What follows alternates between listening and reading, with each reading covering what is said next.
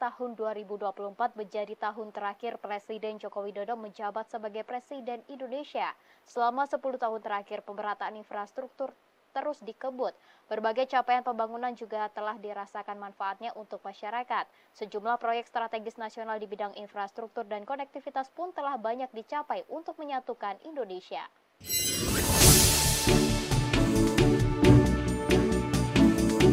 Kata Indonesia sentris dalam 10 tahun terakhir sering masyarakat dengar dan baca dari pidato Presiden Joko Widodo di berbagai momen. Kata Indonesia sentris bukanlah sekedar kata tanpa makna, tetapi telah menjelma menjadi sebuah gagasan atau konsep pembangunan Indonesia yang merata, menyeluruh dan menyentuh hingga daerah 3T atau terdepan, terluar, dan tertinggal. Sejak 2014, Presiden Joko Widodo telah banyak membangun jaringan infrastruktur dari Sabang sampai Merauke, dari Miangas hingga Pulau Rote. Pembangunan infrastruktur dinilai Presiden merupakan hal krusial karena berkaitan dengan konektivitas antar wilayah yang berdampak pada perputaran roda perekonomian nasional.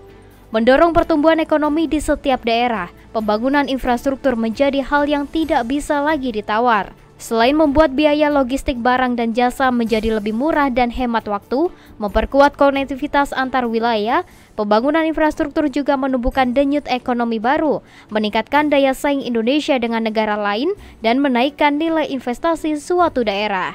Menurut data IMD World Competitiveness Ranking, posisi Indonesia di bidang infrastruktur dasar naik jauh dari posisi 54 di tahun 2014, kini menduduki peringkat 22 tahun 2024. Kementerian Pekerjaan Umum dan Perumahan Rakyat mencatat, dalam 10 tahun terakhir pemerintah telah menyelesaikan total sebanyak 61 bendungan dari tahun 2014 hingga 2024, hingga pembangunan irigasi baru seluas 1 juta hektar dan melakukan rehabilitasi irigasi sebanyak 4,4 juta hektar. Terkait konektivitas, Presiden ke-7 Indonesia ini juga tercatat telah membangun 6.000 km jalan nasional baru serta 2.700 km pembangunan jalan tol.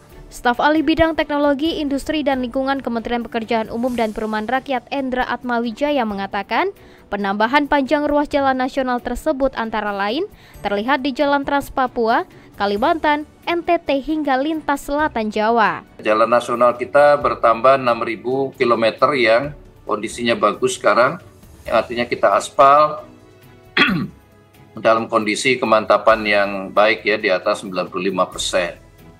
Nah, 6.000 km itu terutama di Trans Papua, perbatasan Kalimantan, perbatasan NTT, kemudian di lintas selatan Jawa.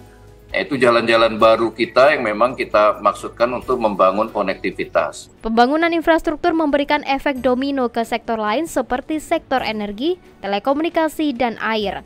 Dalam jangka panjang, pembangunan infrastruktur akan memicu investasi sektor swasta dan berpotensi menciptakan lingkungan investasi yang menarik modal asing masuk, hingga meningkatkan kapasitas produksi nasional. Tanpa komitmen dan niat yang sangat kuat, mustahil pembangunan masif seperti itu dapat terwujud.